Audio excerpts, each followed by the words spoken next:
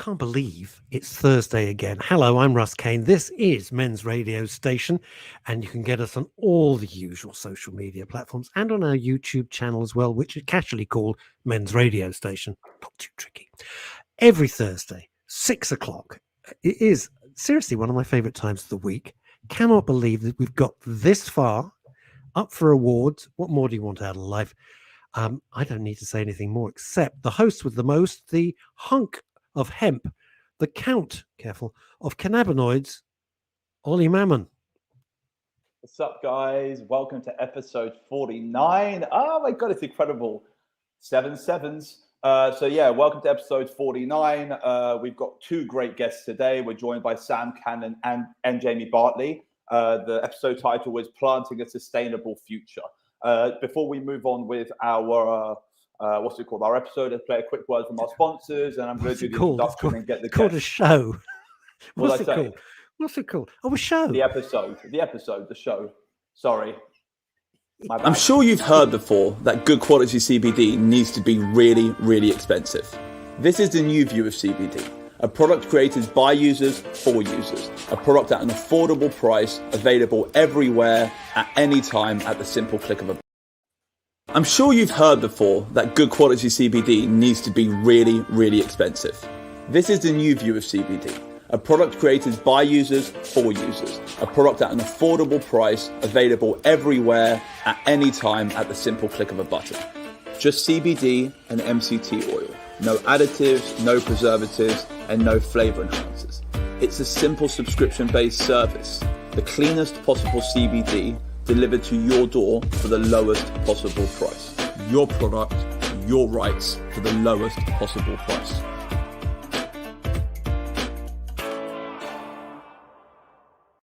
I tell you what, gang, the advert was so good, we played it twice. That's how good it was. If anyone's experiencing slight deja vu, I suggest you consult your GP. Let's dash straight up to Edinburgh. Can I resist doing the voice? No, I can't. Evening Gaze. It's Veronica Curran, one of the most loyal listeners to this show and to all the shows across MRS. Hi, Veronica. I hope things are good in Edinburgh. Beautiful city. Back to you, Oliver. So, as I said, we're joined today by Sam Cannon and Jamie Bartley as the ABC continues to shine the light on the eclectic range of educators across this industry. This week, we take a closer look at something Jamie and Sam have been secretly working on. We have met Jamie several times. He's the hands-on hemp guru. He did the Build a House from Hemp episode, and I think he's joined us 3 or 4 times over the course of our season.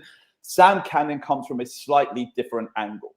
He is focused on educational media since his emergence in the UK cannabis scene, sharing captivating patient stories, trying to educate the market from within, influencing new patients with the tested and trialed experiences of legacy patients. Through his work in the community, he has built a reputation as an influential provider of education. Today, we discuss the brainchild of these two active and unique educators, Beyond the Green Festival, which ties in with Earth Aid and COP26. How they aim to influence the acceptance or the change surrounding hemp, its uses, and the innovative potential of this plant as not only a medicine, but also a nutrient, a foodstuff, a renewable energy source, a replacement for mined compounds, a textile, a building material, a carbon neutralizer, and much, much more. Beyond the Green Festival is hoping to influence the UN Climate Change Summit, or at least get people thinking about the problems we have as a human race and the vast solutions which are present in this one and only plant. Beyond the Green Festival is trying to show how hemp can be a valuable tool in the fight against climate change, how hemp innovation can be used to reduce carbon emissions, how hemp is a sustainable industrial building material, a sustainable energy source, a potentially limitless innovative substance that could change the way the world works, or to say it better, that could change the world from breaking itself,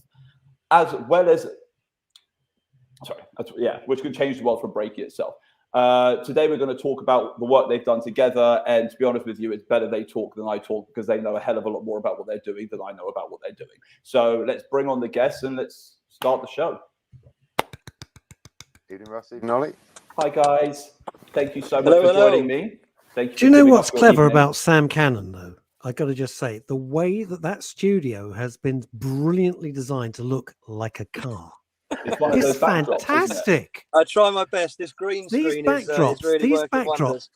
seriously, the backdrops get better and better. That is so convincing. It's I would like to say I do apologise to viewers in advance of the lagging and if there is any delay in my responses. But yeah, as Ollie very quietly put out, doing this in your car isn't the best thing. But when you're a father of 2 under 3, oh my you have to God, you're squeezing these things when you can. Sam, you're not being honest with us. If you're a father of 2 kids under 3 years old, you're hiding in your car. I know that happens, Russ. That happens as well. I'd stay there and just traffic was terrible. And you've been sitting in your driveway for 35 minutes. I've been queuing for fuel for the last 3 hours. I wanted to come in, darling. I just couldn't get there. The kids are in bed. Oh, blast! I've missed it. Damn, don't worry. I'm not short of excuses, Russ. I'm not short of excuses. Excellent, Sam. I like the cut of your jib. I'm going to shut up. Right, that's it. So what's up, guys? How you doing? Good. Yeah, good. Thanks, Ollie. Good to see you. Been secretly planning, haven't you? You got some cool, you got some really cool stuff happening. Beavering away, mate. Beavering away. I kind of like it. I mean, I'll jump in immediately if because Jamie's been on the show already. You know, he's spoiled. You've had far too much of his time. So go on. So wait, Sam, wait a second. Whether you're getting me, but I'm going to carry on till. I was going to say, yeah. So I actually wanted to do that. I wanted to introduce you a little bit first. You at least take the first 10, 15 minutes to try and get to know you a little bit. So I was going to say, Sam, tell us about you. So you're basically just running away with it. So go ahead. Cool. All right. Lovely. Thank you very much for the introduction. And also, thank you. I mean, listening to your write up there was pretty cool as well, man. So thank you very much for those kind words. So yeah, my name is Sam Cannon, and I have a company called Beyond Green, and I work globally across global impact projects, and I see cannabis as one of the global impact projects that can have mass positive impact on this planet very, very quickly. I come from an entertainment background. I was 10 years at Ministry of Sound. I was 7 years, well, I still am at Formula E, which is the electric version of Formula One. So all the cars are battery powered. What? So Whoa. Stop. Hold on, Russ E? just got excited. Formula E. I love Formula E. Oh my God! What do you do? I'm sorry, Ollie, but no, go ahead. What do you do at Formula E? Do your thing, man. Do your thing. No. I love it, but I hate the sound they make. But the speed is sensational. I'll leave it there. Okay. God, we're talking about a lag. I think it's in Uruguay. Russ, in answer to.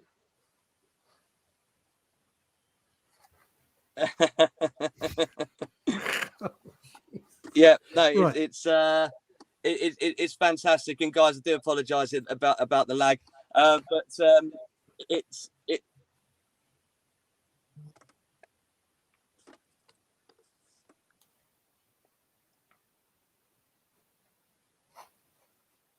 You carry on, Ollie. Don't worry. It's such a lag here. It's 1958 where Sam is. Fine. So, let's talk about it. When Sam gets back in, he can kind of take it. Jamie, you might need to take the mic for a little bit. So, unless Sam's back, but let's talk a little bit about this Beyond the Green Festival and how you and Sam have come together. And I know Sam's done a lot of work with patient stories. I've actually been, I've done his one of his videos with him, and I love the way he expresses from patient to patient about the journeys we go through individually and how we can help other people out there through a visual representation. It's been amazing. And if anyone wants to watch some incredible content, look for Beyond the Green videos online, because they really do captivate a side of patients which no other videographer has actually done yet, no other media company has done yet. And they're really approaching this from an incredible altruistic and transparent perspective. So I really do suggest that everyone looks into those videos. But Jamie, how did you become affiliated with Sam? Okay, so I mean, me and Sam, I suppose it's probably about 2 years ago now. It was through a mutual connection that suggested that we had a conversation because we were both passionate around hemp and cannabis and the benefits it can do. And really quickly, as soon as we first met, me and Sam hit it off. I think we probably speak pretty much since that day, 3 or 4 times a day, most days, if not every day. And I'll finish off Sam's little bio for him. Sam's passion, enthusiasm, knowledge, and ability to network on a global scale is phenomenal. He's got such a desire to make impact, to make positive impact, whether that be with indigenous tribes in the US, whether that be in sub-Saharan African countries. It really doesn't matter on where it is if the positive impact is there. And I've met a lot of different people over my lifetime in and outside the industry and in different industries, and I certainly haven't come across anyone that has the drive, the motivation, and the passion that Sam has to really get up and do things and make it happen. I mean, so we're working on multiple different projects within both Unite. Sam's combining with us on a few projects that Unite are undertaking. Also on Hemp, the Health Environment Management Project, that me and Sam coordinated various different trade associations and members across the sector as a sort of combined voice. And then more recently, the Beyond the Green Festival that Sam's been phenomenal at pulling together with the lineup and the collaboration that he's managed to achieve. So I'll let Sam go into a little bit more detail on specifics around the festival. But yeah, I just thought that would finish off Sam's bio. He's a doer, and it's great to see. The industry needs more of him. Hell yeah! Thank you, Jamie. Am I back now? You're back, baby. Hey, I bet you as soon as I start speaking, it's all going to go laggy again. But do you know what, man? That's Jamie. Thank you very much. It's actually quite nice sitting there to listen to someone explain you when you don't have to do it. But yeah, I think Jamie's hit the nail on the head. You know, I like global impact. I see cannabis as a tool to have mass positive impact on the planet. We created Beyond the Green. We originally wanted to be at COP26, and we know Jamie was definitely the drive behind getting it into COP26. And I was saying to Ollie the other day, this morning, Jay, I remember the call between you and I. I was standing in my kitchen, and you said to me, "Shall we try and do something at COP26?" I was like, "Yeah." I was speaking with Nathaniel about that the other day. So that was the start of all of this. You know, unfortunately, we weren't successful with our bid for whatever reason, whether it be because there were 4,000 applicants or whether it be because there was a whopping cannabis leaf on the front of the page. Who knows? But you know, every cloud's got a silver lining. We weren't accepted into COP, so we created our own fringe festival. And we're now at St. Luke's on the 5th, 6th, and 7th of November. Partnering with UMA artists who are partnered with Earth Aid, which is the original Live Aid from the 80s. I think everybody remembers Queen's performance on that and what that did as an awareness campaign. And Live Aid, Earth Aid is back next year doing a series of concert shows. And this is them sort of announcing that this is what they're going to be doing, and they're doing that on the Saturday night. But we're the essence of the festival. They're our Saturday night. We are Beyond the Green. And that is showcasing at the United Nations Climate Change Summit how good a tool cannabis is to combat climate change and all of the other wonderful things that this plant can do. So in a nutshell, yeah, that's Beyond the Green. Question, Sam. What's your driving force? Now, I understand what Jamie's driving force is. He's allergic to all foodstuffs which are not made from hemp. So if he doesn't grow hemp, he will die. Okay, but I don't understand. And I also know what I'm doing here. You know, like I'm unfortunately very unstable, and cannabis makes me stable. So I mean, like that's it. Like, how did you end up coming into the industry? Because I know you come from this military background. I know you've been incredible in the events industry for, you know, like a couple of decades. You've been doing this for a while. What made you decide to transition into the cannabis industry and make the general cannabis industry your baby to nurture? Let's just say. I mean, I'm 41 years old. I smoked my first joint as a recreational user in my teens. You know, so cannabis has been around me for a long time. Never thought of using it medically, even though all of my life I've suffered from anxiety. And, you know, do you then have a an affiliation with something because you realise that it has been helping you. But I didn't realise. I just smoked it, thought it was naughty too, and it made me feel nice. I also grew up in the 90s in the rave scene, so psychedelics were a big part of my life. I lived in Ibiza, so obviously with all of the spiritual side, and about, I don't know when it was, maybe 7 years ago, I think, a friend of mine came back from California. I think it was 7 or 6 years ago. It might be less. But he had a little vape cartridge, the THC vape cartridge, and every time we meet up, he'd always have we'd always have a smoke together. And this time he said, "Yeah, I've got something different from California. Check this out." And I was just like, "Wow, this is if this is going this way, this is an industry that is going to be absolutely incredible." Even though I knew the industry, but I never really, it wasn't here in the UK. But you knew what was going on in America, and then started really looking into it. And when I discovered that, I definitely discovered hemp and the environmental properties of hemp. And because I was working with Formula E, I had all of this environmental sustainability stuff going around in my head anyway. Saw cannabis as an incredible tool to fight a lot of the problems that we're coming up against right now. There we go, that's a bit better.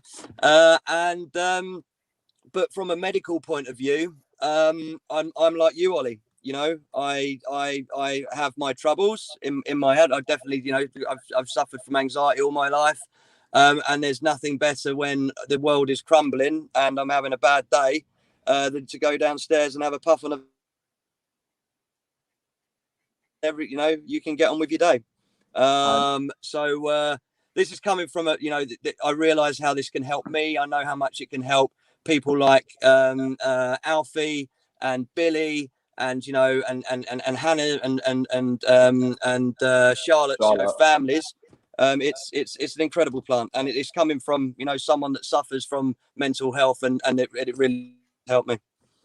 So from a beyond the green angle, you approached it very much from like an emotional perspective. But what you're doing with Jamie is a lot more, because captivating patient stories, I see it as a very emotional thing. Whereas I see what you're kind of doing with Jamie is more revolutionary. You're trying to almost create a sustainable revolution. That's what you guys are trying to do. Have you both frozen on me? Sorry, you're back. There. Okay, fine. Yeah. So I mean, did you hear my question? Yeah. Yeah, it's a sustainable revolution, right? Yeah, exactly. It's that's what you guys are trying to do together, right? Yeah, absolutely. And I think it's also about proving as well. I mean, this will be the world's first carbon negative music festival for Earth Aid on the launch on Saturday night, because of the volume of hemp that's been offset and cultivated by the various members of ultimately the various businesses and trade entities that are all going to be there educating, taking part in the panel discussions, explaining to the audience, because there's still a massive amount of education needed. But this felt like a really good way to bridge both music industry, entertainment, who obviously really suffered horrendously over the last 18 months with the pandemic, bridge a way where we can give them a voice.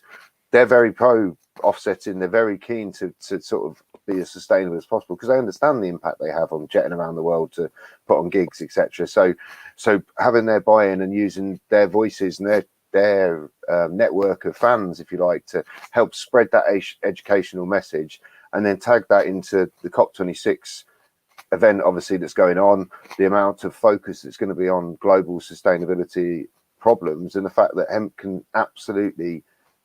cannabis can absolutely tick every single one of those off with a viable, credible solution if the correct level of investment's there and the correct level of end users uptakes there. Now, the end use desires there from multiple different sectors. I mean, as we've touched on in previous shows, there's so much you can have a really positive impact with hemp in decarbonising all these broad sectors. But the biggest barrier at the moment is educating people that can be done exactly what you and Russ have been doing for the last 49 episodes, and exactly what me and Sam are trying to do regularly, and with the COP26 event. It's really about trying to... Two questions, if I may, which may seem completely obvious, blindingly obvious to you. Why is it called COP26? What is that? Conference of Parties. So Conference of Parties. Okay. Conference of Parties. So it's the gathering of the United Nations. They get together once a year to discuss climate change solutions. And in 2013, the Paris Agreement in Paris, I think it's 2013, the Paris Agreement was created, which was everybody to reduce their emissions, all countries or member states to reduce their emissions by 2030. I think by 50%, and by 2050 they will be a completely carbon neutral. Yeah, net zero. Yeah. And my second question is this to Jamie: where you've mentioned it, but I'd like to be specific. Where is the event if people want to know and they can, find out more? So it's in St Luke's is the venue host, and it's in the Barrowlands in Glasgow. Oh, right. Okay. All right. Okay. So it's up in Glasgow. It's the middle weekend, Russ, bang in the middle of the 2 weeks of COP26. Yeah. So talk about like all things pointing in the right direction. Good for you two. We've got 5 days of promotion in the city. So COP launches on the 1st of November. We're on the 5th of November. So the easiest way to remember when we launch is remember the 5th of November, 5th right? November. And we all know how much that geezer made of. Gunpowder treason and hemp. Gunpowder treason and pot. Yeah, I was literally about to say Bartley and Cannon and Pot, but I mean, like that's it the rolls one. off the tongue. Very good. It literally rolls off the tongue. Remember the 5th of November, Bartley and Cannon and Pot. Perfect. Can you write that down? Hemp and the night might be forgot. There we go. Can you write that down now, Ollie? No, I will not write anything. Rewatch the show and the notes are here. Okay? Text it to me now. Text it to you now? Write it down? No, seriously, just rewatch the episode. I will tweet you immediately, DJ Sam Cannon. Ah, you found that page, have you? Damn right. Dear. It's my business to find these things out. All right. No, seriously, I think it's incredible. Now, I got a question. Why do you reckon COP26 didn't allow you in, and what would have allowing you in meant? As in, they said they didn't allow you in. So, what were you actually trying to go for? Are we back? We put 9. We actually put 7 complete applications in for 7 different separate events at COP26 that varied from being 2x2 or 3x3 meter stands indoors doing sort of educational pieces to very hands-on area within the green zone to doing a immersive cinema experience, walking around hemp fields in the 4D cinema that they've got going on up there, to putting on a music festival outside on the green space available outside, which was going to be exactly what we're now putting on at St Luke's, in essence, Earth Aid launch event, and doing that on a carbon negative music festival basis. I think why they didn't, is it because it's hemp and cannabis? Maybe not. Is it because they literally had, like Sam said earlier, 4,000 plus applications? Obviously, there's a lot of large entities that are applying to COP as well. Unfortunately, it seems, and this is my slightly I feel that there's a lot of greenwashing that's going to go on at COP because of some of these large multinationals that are hosting and are part of COP26 that actually have done very little, if anything, other than try and offset with a few trees around the place, and they've made nothing to try and affect their Group 1 or their Group 2 carbon emissions and actually have an impact on their process. Unfortunately, I think there is a little bit of that going on as well, and it's pay to play. But it is where it is. At least we're going to be up there, and we're going to have, there's a lot of work going on with students in the area as well. Really bring students there, because again, both me and Sam are very passionate believers that we've got to educate the young minds correctly, because their generation is the one that can have the real impact. We can try and lay the road for them, and we can try and change and impact as much as possible, but ultimately it's their future, it's the next generation that's really going to have the ability to diversify with the potential of hemp. No, of course, I completely get that. Quick thought. Any way that when you're up there, down Shep, when any idea that we could take a little bit of a stream from you guys when you're up in Glasgow and put it on the show? We'd love to do that. Yeah, we can definitely, because we want to support. First of all, I'm a big fan. I've not met Sam before, obviously met you before, and I'm a big fan of what you do. I think it's amazing. So we'd love to support it, Men's Radio, very, very much so, and the ABC of CBD with Ollie. So anything we can do, you know how to reach out to me via Ollie, and we're very happy to support it or take some take some stuff. We can pre-record. If we can't do that, we can always pre-record and drop it into the show. It's never ever a problem. Yeah, Just definitely. Just That'd be great, Russ. Really good. Okay, pleasure. Ollie, are you gonna come up? But yeah, I really want to come up. I really want to show my support. I'm sorry about just getting up and going there. My dog's going absolutely mental outside. I think as soon as we mentioned, I remember the 5th of November, he heard, I think he heard the fireworks. He's like, all right, I'm going. If they say it, I'm going. And he's going mental. I mean, literally, he's like foaming from the mouth. It's crazy. So, I mean, I just kind of had to go sort him out before he gives himself a heart attack or ruins my show. Either way, I would be upset. So basically, so I wanted to carry on talking about it. So the gathering of the United Nations, that's actually happening in Glasgow, right? Yeah. So therefore, you're going to be on the scene. You expecting to do any activism? Like you expecting to like break in? We're gonna have some fun. We're not gonna super glue ourselves to motorways, but we are gonna. Hempen are actually bringing up a hemp sauna, which is actually going to showcase the insulation properties of hemp. So basically, a sauna made completely of hemp. It's a sauna, yeah. It's hemp bales. Create a room with hemp bales, and by that you're creating a natural insulation. And then there'll be heating elements inside, and it would actually showcase how good a I mean, this is what Jamie works on, but how good our insulation that is. We've recently worked on another project where we're actually trying to look at cooking over open fires. 2.8 billion people cook over open fires, and smoke inhalation is one of the biggest killers of under fives in developing countries. And these people have to cook across on open fires 12 hours a day, 4 hours at a time, 4 hours at a time, 3 times a day. So mothers cooking with these babies strapped to their back, leaning over. Smoke inhalation, biggest killer of under fives. We think we can lower that cooking time down to an hour and a half with a new product that we're looking at.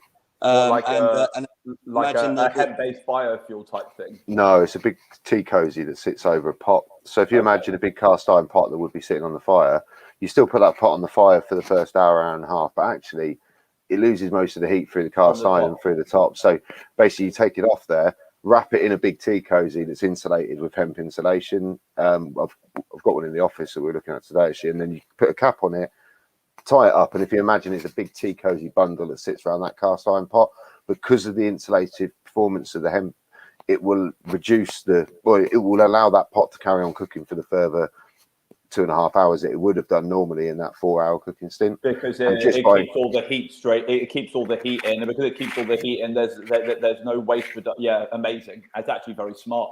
Very Sam, how on earth, with everything that goes on in the world, do you think? Wait a minute. Somebody's cooking over an open fire. How does this even cross your mind? Smart. It's genius. Seriously, how does it even think? You start to think about endless innovation was part of my introduction. This is what I'm saying. There's endless innovation in this boy's brain. It's freaking incredible. He literally is a living guru. And after all that, he still lives in a car. It's incredible. It hasn't done him much good. Want to be like me? Don't give a monkeys about anything. So that's the thing, though. People working in this industry. Well, a lot of people. I'm putting myself at the top, and Jamie as well, and Ollie. To get these things up and running, you need to work. You have to work for free, and there's very few people that are prepared to work for free. Yeah. But the last 18 months, if COVID's got anything to thank, it stopped me from traveling around the world with Formula E, and it allowed me to focus on this, on like solely really for the last 18 months. Now I can't take credit for that bag. That is a wonderful gentleman called Ken, who is part of Social Enterprise International. And Social Enterprise International is all about ethics over profit, shared wealth, social enterprises, and how you can actually create businesses that actually support communities and have the right ethics from the ground up. And this for me is what's really interesting about the cannabis industry, is because you've got all of these new businesses. You have this whole new industry being created, and we can get the ethics and the foundations right from the get-go. That would be the dream, wouldn't it? That It's would so, be so smart. that would be the dream. Absolutely. So is that basically what the like the festival is going to almost be like? Did you get me?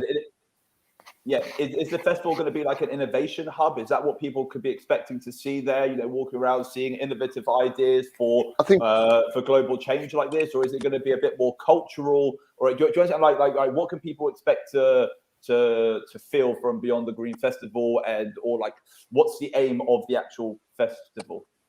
Did you want to run through the panels, maybe, Sam, and just sort of cover off what the different sort of panels are going to be discussing, because that gives a good feel. Yeah, definitely. So we it runs from Friday through to Sunday, and we've got a mixture of panels and live artists and DJs. So we are going to be looking at.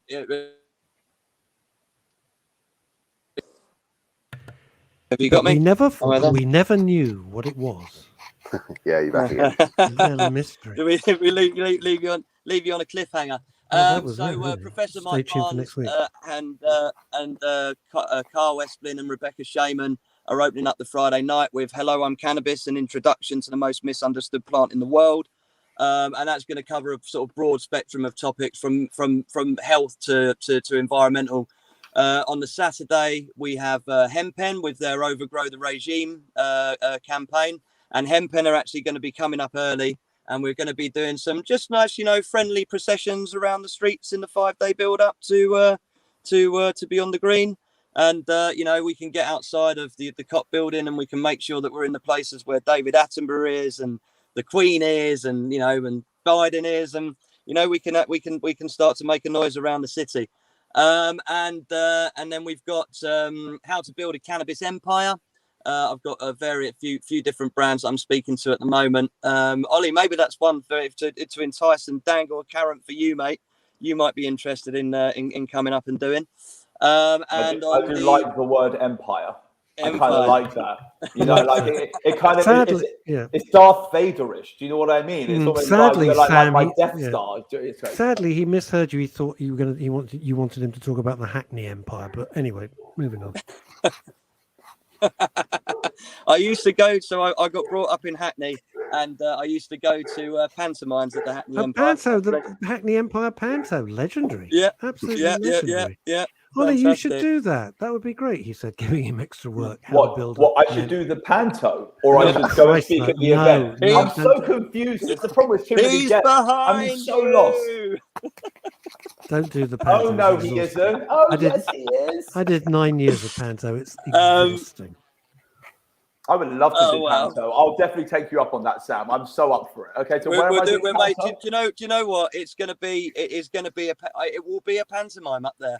For this whole course of this time, it is going to be entertaining. It's going to be fun. It's going to be exciting. It's going to be educational, and it's going to showcase, hemp and cannabis as a tool to, let's all say it, save the planet.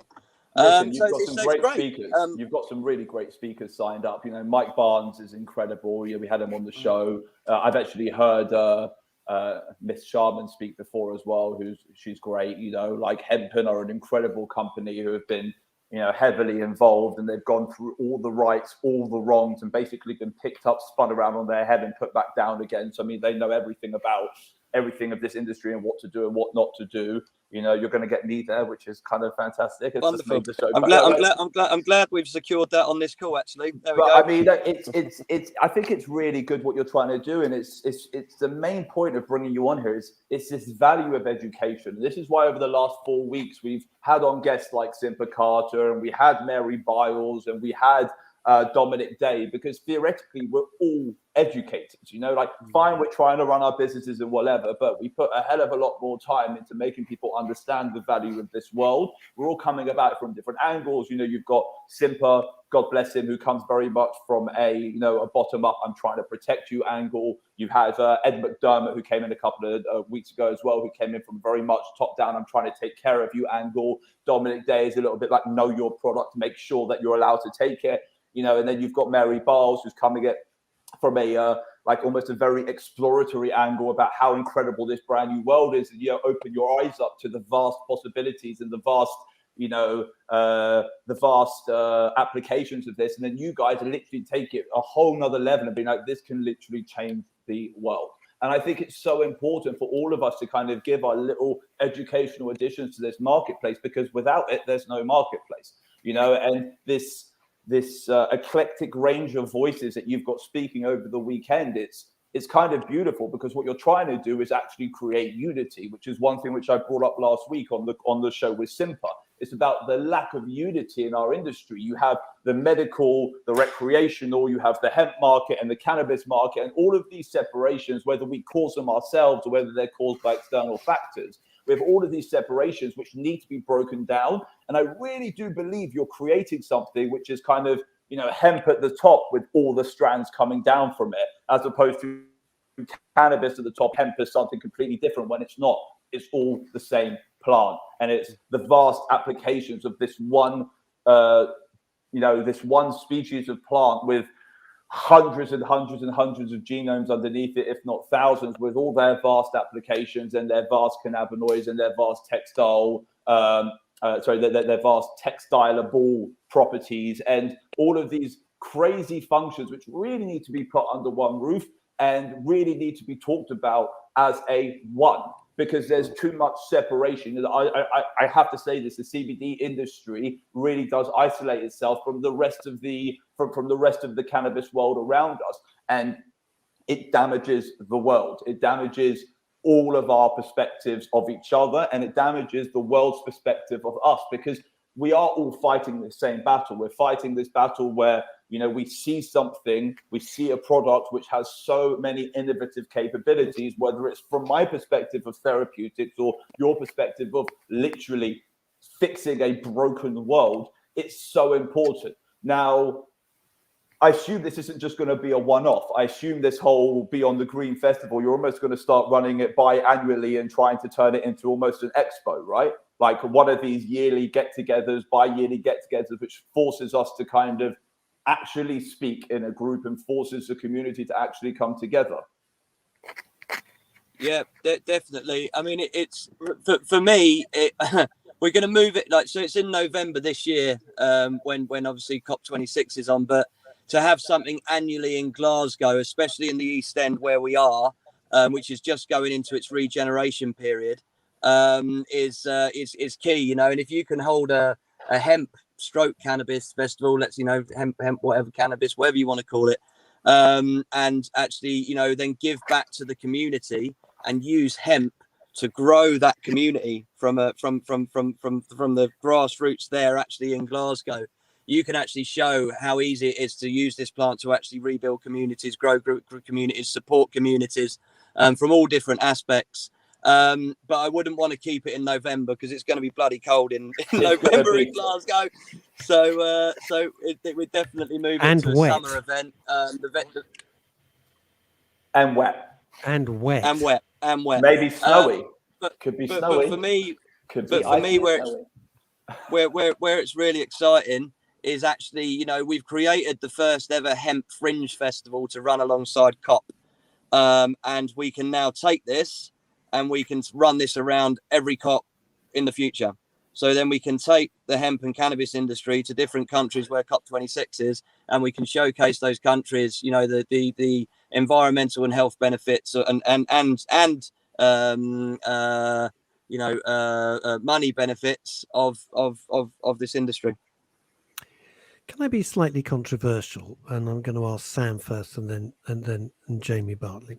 Is this when you've come on in the past, and other guests have come on in the past and talked about, say, the construction industry, insulation, medicinal, all of these things? It's extraordinary. Do you think that story gets diluted or diverted by people just thinking, well, it's just a load of people smoking dope? If I could just... And that's my first point. And then how do you put on a slightly different tack? I know it goes against everything that Ollie was saying, and last week's guest, boy, he was mustard. Blimey, O'Reilly, I was scared. I don't scare easy. Paul Simpa. Paul Russ and Paul Simpa, two other ends of the spectrum. I'm there in the middle, like maybe Maybe I should have. Maybe I should have thought this through a little bit more before I drag Russ into I this. really like Simple. I actually like what he's trying to say. I get him. I get It's him. amazing. He's so smart, and I love what he's trying to say. But I also understand it from Russ's perspective. He like basically blows the freaking doors off. Do you know what I mean? he Italian jobs everything. Do you know what I mean? Precisely. Anyway, so my Yeah, sorry, point is, carry on. so forget the personality of him. I mean, some of the points I got and some of the points I thought were frankly nonsense. But anyway, that's just me. But if you have him as an advocate, powerful as he is, the people that you probably want to grab the attention of, let's just take construction. You know, do you see what I'm saying? Because it has so many advantages. Agriculture, so many advantages that you want to, I'm going to use the word sell it, forgive me, promote it in a way that's going to attract those people for you to make real change. Yeah, I think absolutely, Russ. Screaming and shouting. I'm not being rude, but I think No. Ollie gets the point. He knows me well enough after a year. Screaming and shouting and being terribly radical, trust me, it's the world's biggest turnoff. Look what they're doing by blocking the M25. They put their project back by a decade because everyone wants to go out and buy a V12 and a V8 and sod it just to annoy them because they're so infuriating.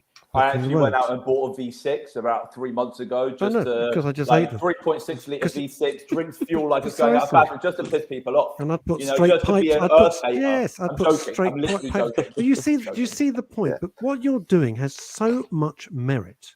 Yeah. And I knew nothing about it. Thanks to Ollie, I do a fraction of what he knows and what you guys know.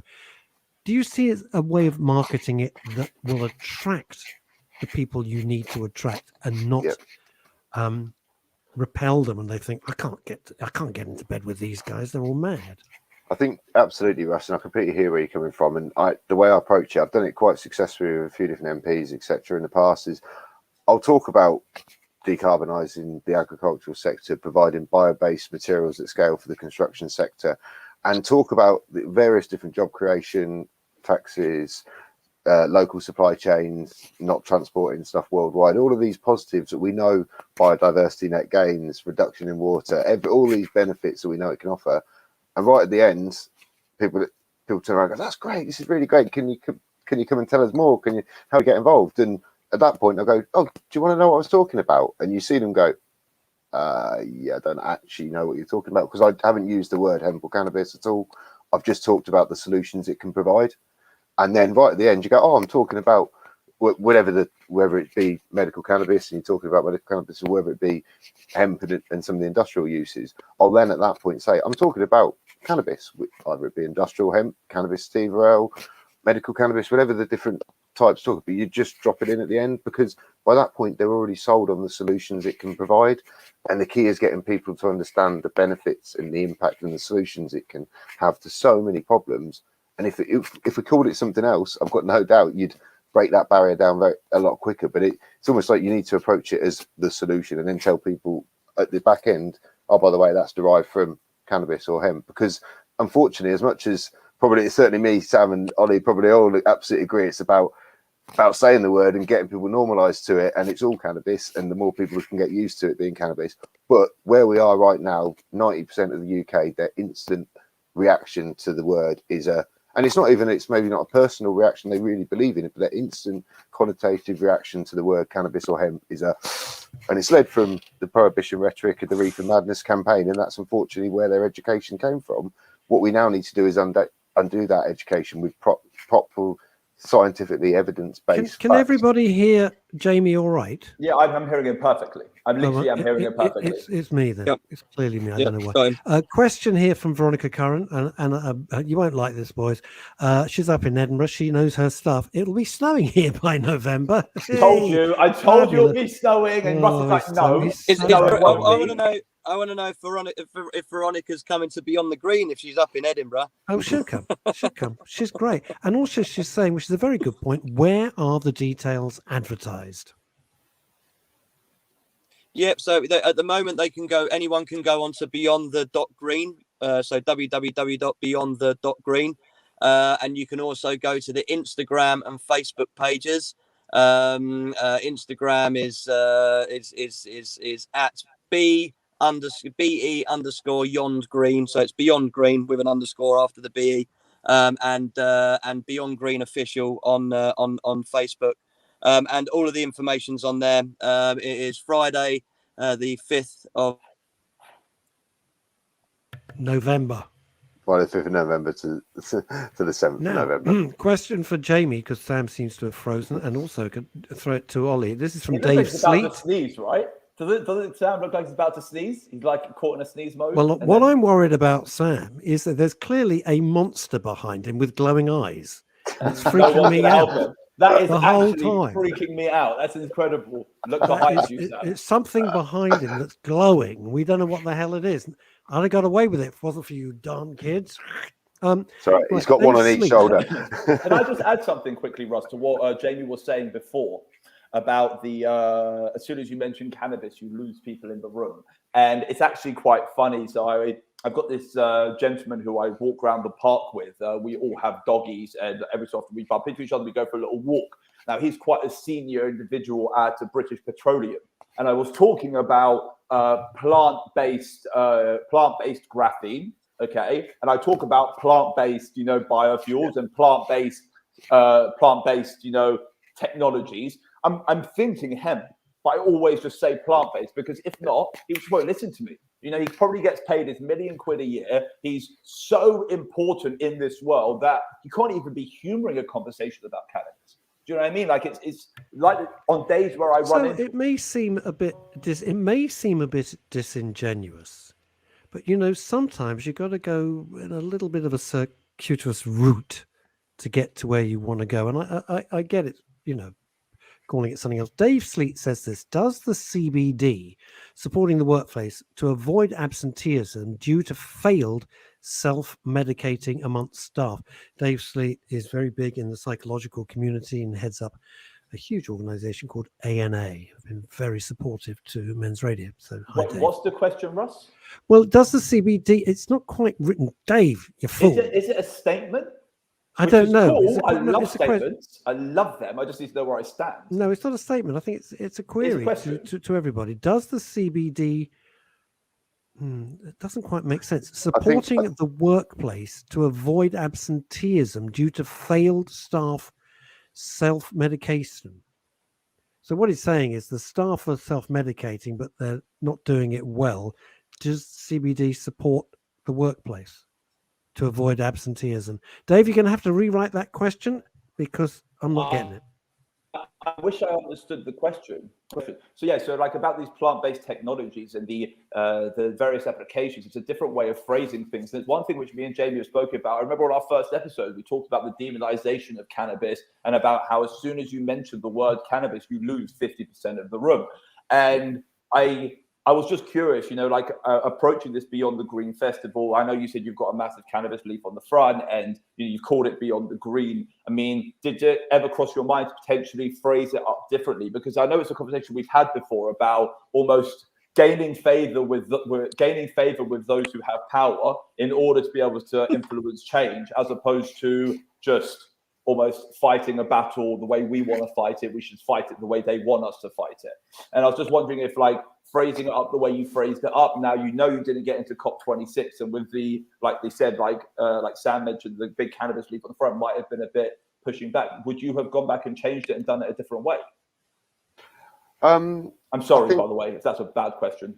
No, it's not at all, Ollie. I think it's a very valid question. I think ultimately what we are talking about is a solution that is bio-based. It's a plant-based solution. We could have dropped out the cannabis leaf and just had a picture of lots of different plants, but ultimately I think that's going to be a little bit unvalid for what we're trying to promote, which is hemp and cannabis as the solution to climate change. So I do think it needed to be on there. I think probably to a certain degree, like I said, I think that would never have changed whether it was going to get accepted or not. I don't necessarily think that was the main barrier. It probably purely was that they had 4,000 odd applications, a lot of which had a fair chunk more money behind them than the hemp industry does, unfortunately, with regards to lobbying. It's unfortunate, but that's the sectors that we're in. The big industries have the access, have the connections, call it what you want.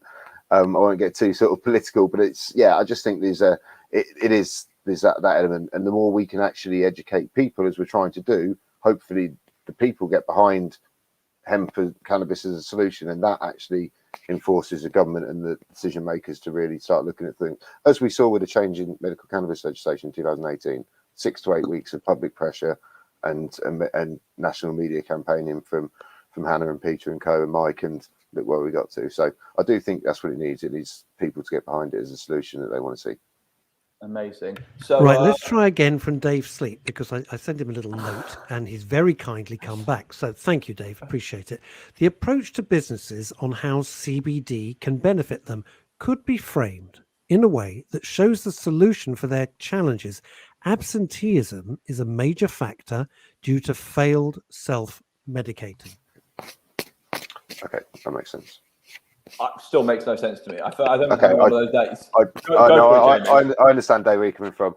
Absolutely, I think it can be. I mean, CBD, there's already a lot of evidence how it actually helps with addictive tendencies. So if people are depending on what they're self-medicating with at home, if those are prescription medicines, those potentially have got addictive tendencies, whereas CBD has been proven and signed off by the World Health Organization, have little to no addictive tendencies or risk of harm or abuse.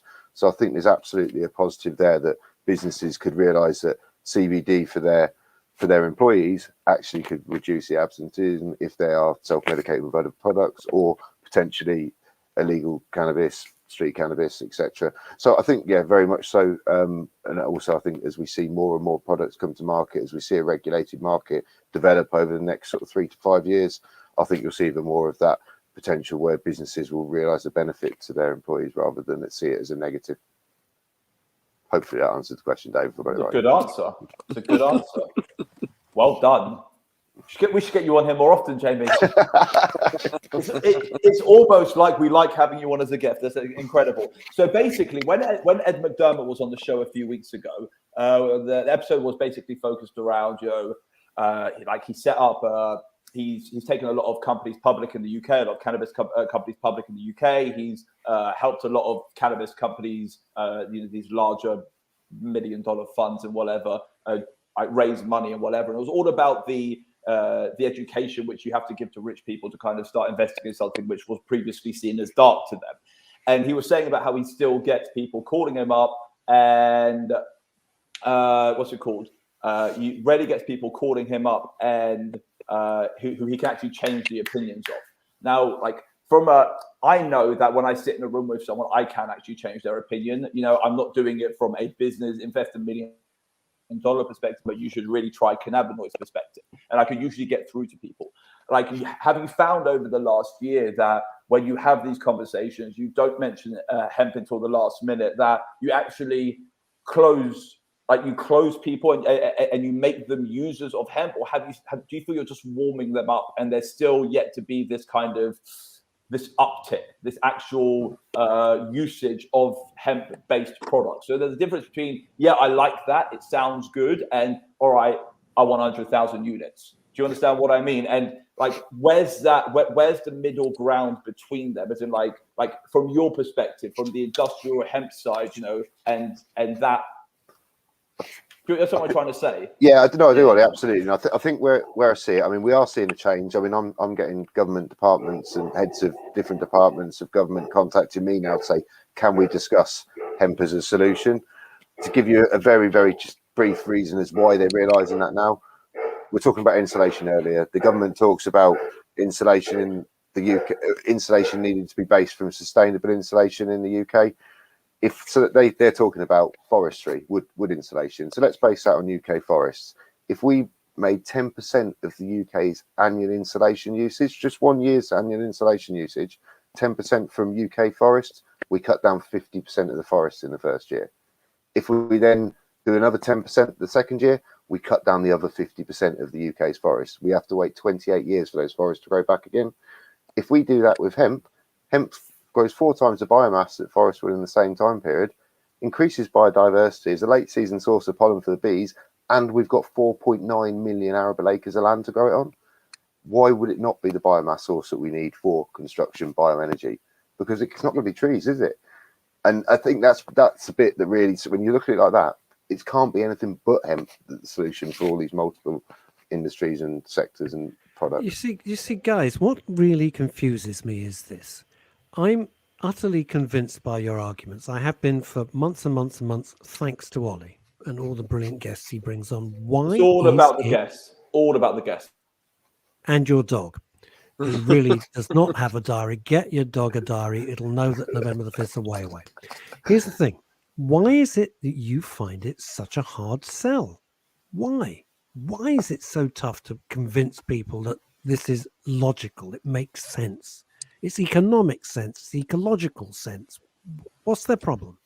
I think the biggest barrier, I don't think it's necessarily convincing people. It's getting the ear of the right people to have the conversation with them, Russ. I think that's a big part of it, is having the network or the connections that you can have that conversation with the right people. And it's also the level of capital investment needed to undertake any of these projects. Any end use, any project you look at of hemp, even if you want to do it on that much scale, you're talking 20, 30 million pounds worth of investment into equipment. And then if you want to actually do it at start, so for instance, that 10% of insulation I touched on there, you're looking at 210, 215 million pounds worth of infrastructure needing to be built in the UK, needing to be funded from somewhere, that will then need 150,000 acres a year as a feedstock to feed those plants. And we're still only making 10% of what we actually use on a yearly basis. So it's capital investment, and it's educating the right people with the cash. Now, I have a question. The capital investment that's needed, is that, let's say, is that a minimal, but you could actually use it for a hell of a lot more? So is it like so you invest 250 million for what you're saying, but could you do a hell of a lot more with that 250 million? You know, I know that the necessary investment is high, but is it once you've made the investment, it's done? So whether you're doing it for a small amount or a large amount, it's the same investment? To a certain degree, yeah. I mean, those facilities, once they're constructed, they've got to have sort of 25, 30 year lifespan of producing hundreds of thousand rolls of insulation every year. So yeah, every year they'll produce 10%, but we're not really going to slow down our annual usage of insulation. We've got 28 million houses to retrofit, so let alone what we're building new. So yes, to a certain degree, that infrastructure, but all it will do will produce X percentage of what that market needs. To really have an impact, we need to make sure 100% of those markets using 100% of bio-based materials. And what do they do with rock wool when they dispose of it? Landfill it. They landfill it. And what would they do with a hemp insulation when they're done with it?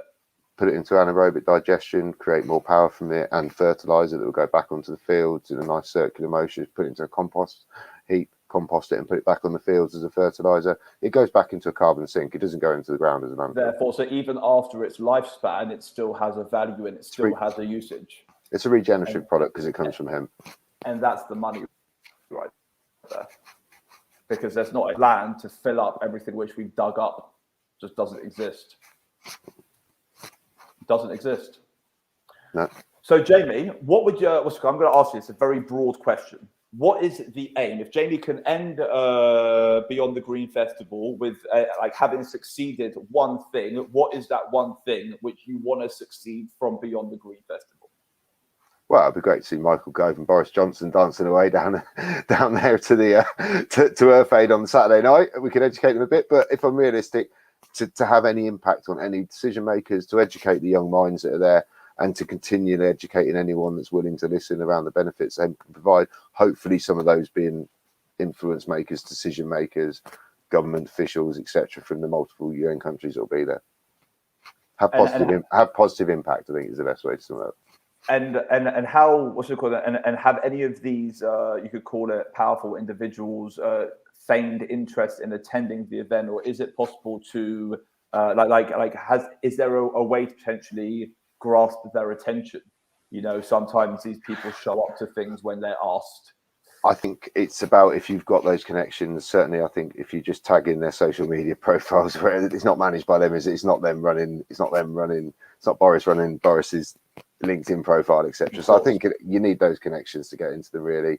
It'll be great if they do, and if anyone listening fancies inviting them any personally, please do. We'd love to have anyone down.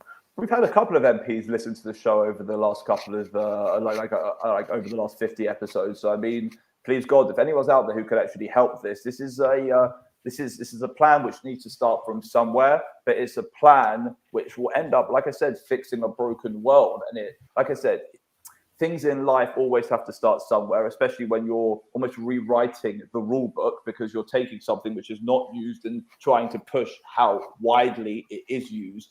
And it really does require support. And there is the science behind it to show that it doesn't cause half as much damage as what we're currently using. And I really do that. Totally so. And that I can't believe it. I hate to say this horrible hacking end phrase, of the we've run out hour. of time. We've run out of time. Jamie Bartlett, you're fantastic. Man in the car, Sam Cannon. Wherever you DJ, are. Wherever you've gone. He probably got hauled in by his missus. Get in here. You've had enough. He's like, get in here. Anyway, been in the car for 3 hours. We'll be back. Ollie Mammon, as fabulous as ever. And we love you, dog. Thanks, guys. Take care. God bless you. Bye-bye. Thank you, Take care. Jamie. Bye. Bye, Cheers.